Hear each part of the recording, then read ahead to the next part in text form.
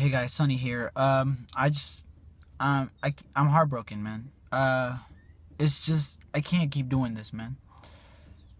Las Vegas, it went from 40 deaths this morning to almost 51, 400 to almost 500 injured. It's insane. I remember Sandy Hook. It makes me remember of Columbine. It makes me remember of a Pulse nightclub, and it's like it's never gonna end. It really feels like that. And you know what's the saddest part? All my thoughts and prayers go out to these families. Like, my heart aches just the idea of what they're going through. And what sucks is that they're going to be used now. They're going to be tokens for politics, as it always is. Democrats are going to say we need to use this as an example for the fact that we do need gun control, and I agree with that. I really do. And then Republicans are going to say you're using them as like fucking I don't know, to push their agenda, and because that's what they always say, you're using them to push your agenda. And then these families are being torn apart left and right. They can't even have a second to grieve for their lost ones. And then we're going to keep doing this until nothing happens. And that's the sad truth, that nothing happens. Because at the end of the day, I still don't feel safe, and Democrats haven't done anything to fix it. And at the end of the day, Republicans don't feel safe because they think we're going to take their guns, and Republicans have failed their base and Democrats have failed me. So that's that, and I can't change it.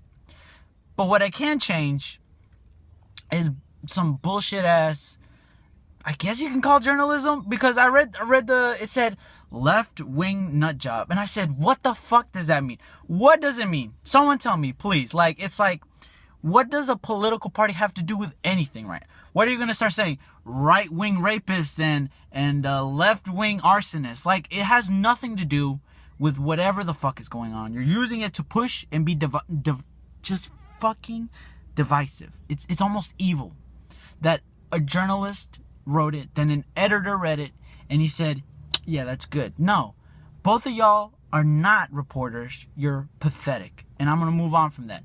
And I know that this was going to happen. They're not going to call him a terrorist. The New York Times called him a terrorist. Other places called him a terrorist. It's still some place. I think the sheriff called him a lone wolf. What? Why is it like a romanticized name? Why is it's not a fucking Hollywood movie about cowboys and a lone wolf. Like, it's a fucking terrorist. But you don't want to call him a terrorist. Fine. Let's call him, I don't know, a psychopathic, cold-blooded, no empathy, having-ass motherfucking killer. How about that? Is that a good title? Does that offend anybody? I don't think it should. Who would be offended? Killers? Fuck each and every single one of you cocksuckers. Really. I don't give a fuck. That's a good title. It's a baby step. That way you don't have to take a big leap since you're scared about it. But fine. How do you have any claim? You can't just be saying things. How about this? They say they heard almost 300 shots. That's 300 bullets. 10 to 15 minutes of straight shooting. If you think about it, the dude went to a gun shop. The dude bought a shitload of bullets. The dude loaded up each fucking magazine. And it was more than one magazine. It was multiple fucking magazines. And he loaded it up. And, he's putting the bullets in. Maybe an AR-15. I don't know. It's an automatic weapon. Some say that it was almost military, the way it sounded like it was a belt drum. So it was just click, click. He's just loading up the fucking bullets.